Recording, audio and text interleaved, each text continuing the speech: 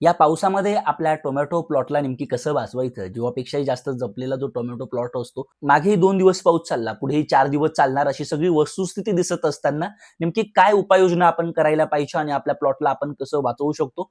थोडक्यात सांगतो. पहिली गोष्ट 50 दिवसाच्या कमी प्लॉट असेल, प्लॉटची इम्युनिटी चांगली असेल, अगदी कुठलाही आजार तुमच्या प्लॉटवरती नसेल, तर 100% खात्रीशीर सांगतो की या 5 दिवसाच्या पावसाने तुमच्या प्लॉटला काहीही त्रास होणार नाही. दुसरी महत्त्वाची गोष्ट प्लॉट ट्रेसमध्ये असेल, जाम झालेला असेल अशा परिस्थितीमध्ये थोडाफार बुरशीजन्य रोगांचा प्रादुर्भाव त्या ठिकाणी होऊ शकतो.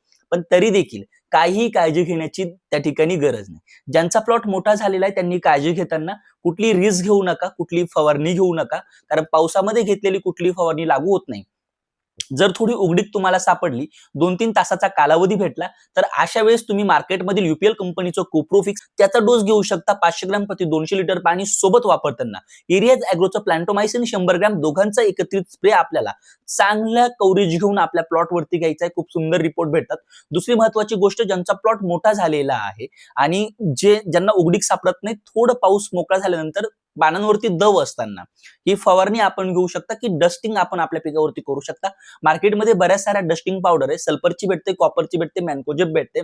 अवेलेबल नाही झाली, रेग्युलर आपलं जे मार्केटमध्ये M45 भेटतं ते आपण घेऊ शकता. रेग्युलर मार्केटमध्ये जे अँट्राकॉल भेटतं, जे दोघंही कॉन्टॅक्ट ऍक्शन वरती काम करणारे फंजीसाइड आहे, दोघांचाही वापर तुम्ही त्या ठिकाणी डस्टिंग मध्ये करू शकता. सुंदर रिपोर्ट्स भेटतात. सोबत टॅल्कम पावडर जी डस्टिंग पावडर म्हणून वापरली जाते, तिचा वापर तुम्ही त्याच्यासोबत करू शकता.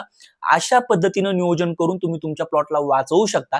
दुसरी महत्त्वाची गोष्ट, कुणीही पावसामध्ये फर्टिगेशन करायचं नाही. बिलकुल रिस्क घ्यायची नाही. फर्टिगेशन केल्यामध्ये जे एरेशन जमिनीमध्ये होत असतं ते लॉक होतं. अशा वेळेस रूट डेव्हलपमेंट मंदावते. अशा वेळेस पाणी जे आहे ते आपल्या पिकाभोवती साचून राहतं आणि त्यावेळेस पिकं डॅमेज होण्याची बरीच शक्यता असते. त्याच्यामुळे पावसामध्ये कुणीही ड्रिप ऍप्लिकेशन किंवा फर्टिगेशन बिलकुल करायचं नाही. Stay tuned.